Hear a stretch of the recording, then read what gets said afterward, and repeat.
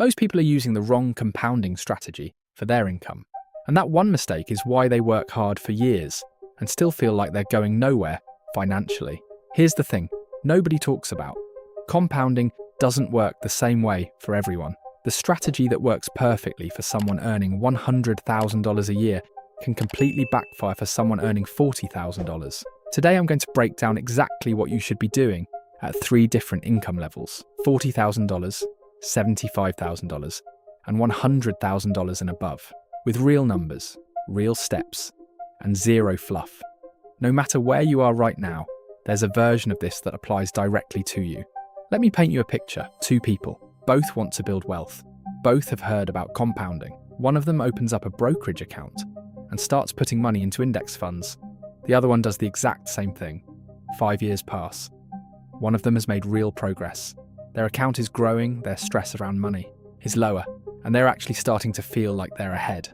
The other one barely moved, maybe even went backward. Same strategy, very different results. Why? Because compounding isn't one universal thing.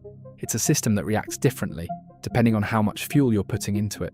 If you're at $40,000 a year, and you try to invest like someone at $100,000, you're going to drain yourself dry. And if you're at $100,000 and you're still treating money the way you did when you were at $40,000, you're leaving years of wealth building on the table. The strategy has to match the income. That's what this video is about, so make sure to stay until the end. Leave a like and let's start. Stage 1, $40,000. Per year at this income level, money is real. Every single dollar has a job, and most of those jobs are already taken before the paycheck even lands. After taxes, you're bringing home somewhere around $2,700 a month. That's rent, food, transportation, phone bill, and if you're lucky, a small amount left over that feels almost insulting to call savings. So what does compounding look like here? The first thing you have to understand is that at $40,000, compounding doesn't start with investment growth. It starts with stopping the bleeding. Because here's what most people at this income level don't realize. They already have compounding working against them. High interest debt compounds.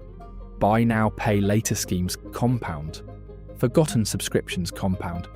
If you're paying $200 a month in credit card interest, that's $2,400 a year going straight backward. That money isn't just lost for today, it's lost for every year it could have been invested. At a 7% average annual return, $2,400 per year over 20 years is roughly $104,000. Gone. Because of interest. So the first real move at this income level is a full audit of everything that's silently draining your future. Write down every single payment you make every month, every subscription, every minimum, payment, every automatic renewal. Then ask, which of these are compounding against me? Eliminate them in order of interest rate, highest first. Once that's done, you build your floor. Before you invest a single dollar, you need 3 months of expenses in cash.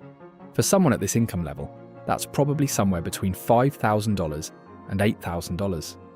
I know that sounds like a lot when money is tight, but here's why it matters so much. Without this buffer, every emergency sends you back into debt. And debt at high interest rates is the single biggest enemy of compounding at this income level. The emergency fund isn't just safety, it's the thing that allows you to stay invested when life happens. Now comes the actual investment strategy. For $40,000 earners, a Roth IRA is one of the most powerful tools available. In 2024, you can contribute up to $7,000 per year. Now you probably can't hit that right away, and that's fine. Even $50 a month is $600 a year. That's $600 invested into a low-cost index fund at an average return of 7% annually turns into roughly $2,460 in 10 years. Not because of what you put in, but because of what it earns on top of what it earns. That's compounding. Small and steady, but it's real. The other thing that's absolutely critical at this income level is income growth, because there's a ceiling on how fast you can compound when you're working with a limited amount of fuel. Earning an extra $5,000 to $10,000 a year through a skill upgrade, a side income stream, or a better paying job has a bigger impact here than almost anything else you can do. When your income is tight, each new dollar added to your savings rate creates an outsized effect. Study something that makes you more valuable. Take the extra shift. Build something on the side. Every dollar of new income you redirect toward compounding is multiplied more powerfully at this stage than at any other. To summarize the $40,000 strategy: stop the bleeding, build the floor, use tax-free, growth and invest in your income. In that order. Stage 2, $75,000 per year. Now things get interesting. At $75,000, your take-home pay is around $4,600 a month. That's a meaningful jump. For the first time, you have actual breathing room. Choices instead of just reactions. There's money left after the bills, sometimes a decent amount. And this is precisely why $75,000 is the danger zone. Not because the money isn't there, it's there, but because when you have more, the temptation to spend more is just as strong as the income increase. Research consistently shows that lifestyle inflation is one of the biggest wealth destroyers at middle incomes. A study from Salary Finance found that 32% of people earning $75,000 or more still live paycheck to paycheck. Think about that. Earning nearly six figures and still running out of money before the month ends. How? Because every raise comes with a slightly nicer apartment, a slightly newer car, a few more nights out, a few more subscriptions, and slowly the gap between income and expenses stays exactly the same, even as the numbers get bigger.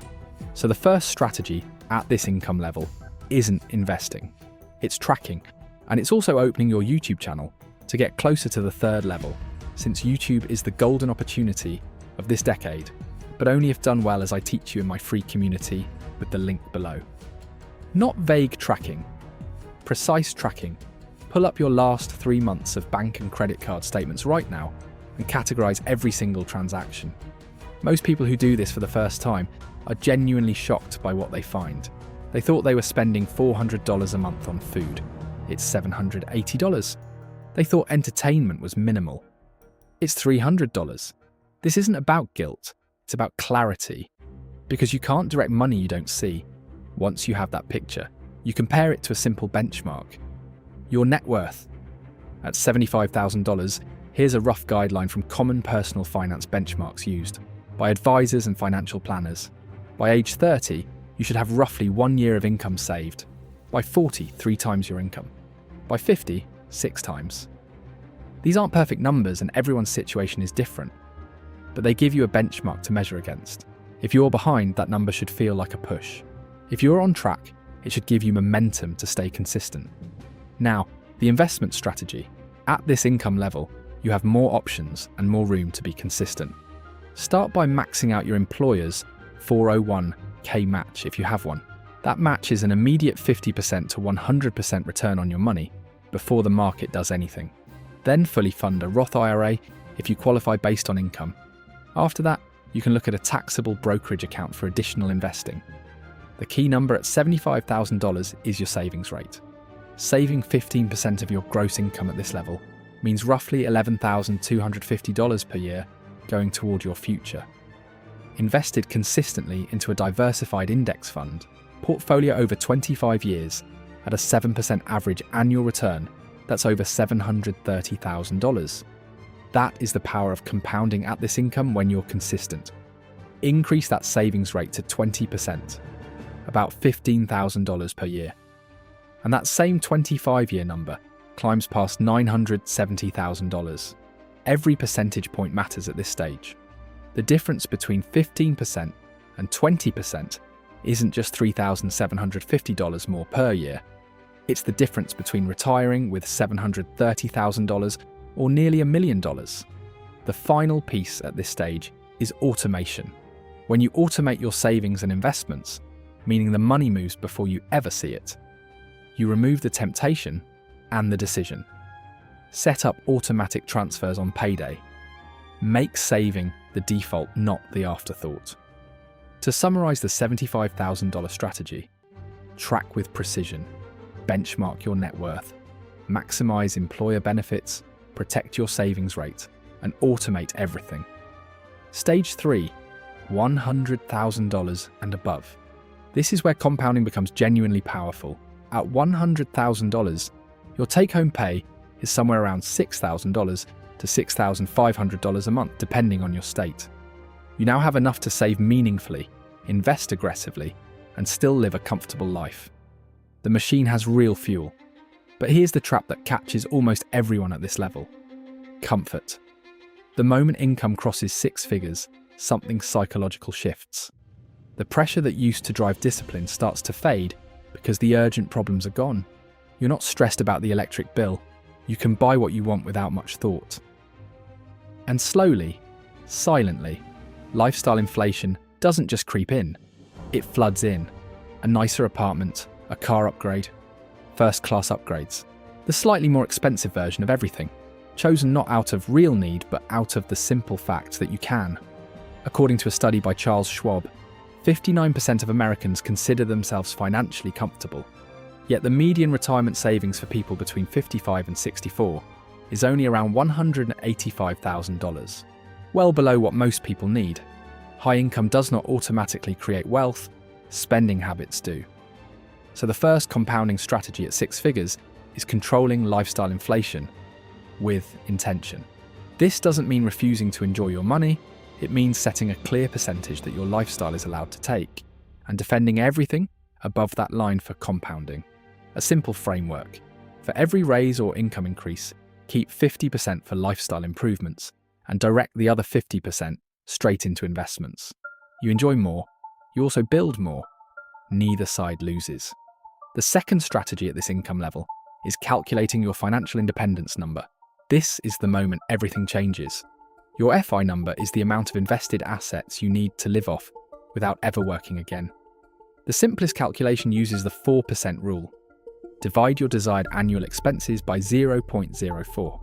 If you want to spend $60,000 per year in retirement, you need $1.5 million invested. If you want $80,000 per year, you need $2 million. Now run your current trajectory at a 20% savings rate on $100,000. You're saving $20,000 per year. Invested at 7% average annual return, you'd hit $1.5 million in approximately 27 years. Increase your savings rate to 30%, $30,000 per year, and you hit the same number in roughly 22 years. That's 5 years of your life back, just from adjusting a percentage. At 40%, you could get there in about 18 years. When you see your FI number clearly, every financial decision changes. That new car doesn't just cost $40,000, it costs you 6 months of freedom. The third strategy at this level is layering your investment vehicles. At $100,000, you can do things that lower income levels simply can't. You can max out a 401k, which in 2024 is $23,000 per year, and a Roth or traditional IRA on top of that. Then you can move into a taxable brokerage account for additional market exposure. If you're self-employed or have side income, a SEPIRA or solo. 401k opens up even higher contribution limits. Each of these accounts plays a different role. The 401k lowers your taxable income today. The Roth IRA grows tax-free and gives you flexibility in retirement. The taxable brokerage gives you access without penalties if you want to retire early. Layering these three creates a diversification of tax treatment, which is one of the most underrated compounding advantages available. Beyond that, a small portion of your portfolio, 5% to 10%, can be placed into higher growth opportunities. Not gambling, but calculated, informed bets that align with your knowledge and experience. That could be individual stocks in your industry, real estate, a small business, or other alternative investments. The key word is small. The rest stays boring, diversified, and consistent. But at this income level, you can afford to run a small engine alongside the main one. The final piece is the most important. Protect the gap. The gap between your income and your lifestyle is the engine of compounding at 6 figures. Someone earning $100,000 and saving $15,000 a year will accumulate dramatically less than someone saving $30,000.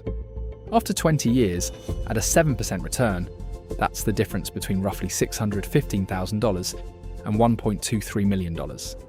Same income, twice the wealth. The only difference is the gap. Here's the thing that ties all three stages together. Compounding isn't just about money growing.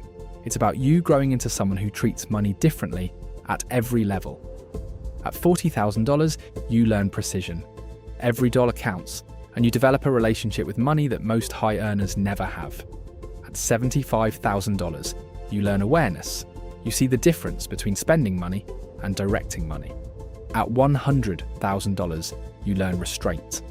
And restraint at that income level is what separates people who look wealthy from people who actually are. The most dangerous financial person isn't someone who earns $40,000 and struggles. It's someone who earns the $150,000, spends $145,000, and has a net worth that would embarrass someone half their income. Income is not wealth. Consistently directed income, compounded over time, is wealth. So let's bring it all together. If you're at $40,000, stop the negative compounding first, build your emergency fund, start a Roth IRA with whatever you can, and actively invest in growing your income.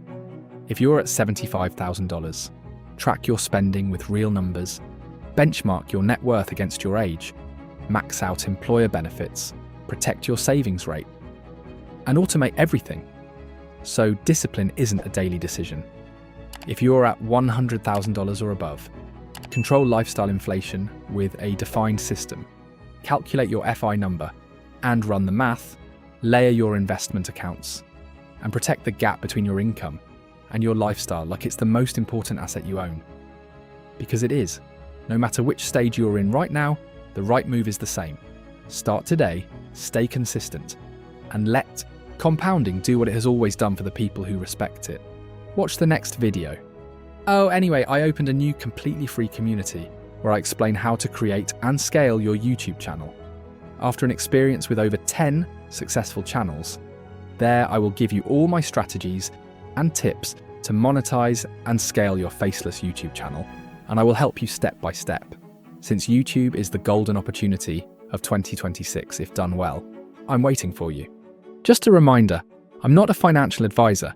This video is for educational purposes only, and any results depend on your own decisions and actions.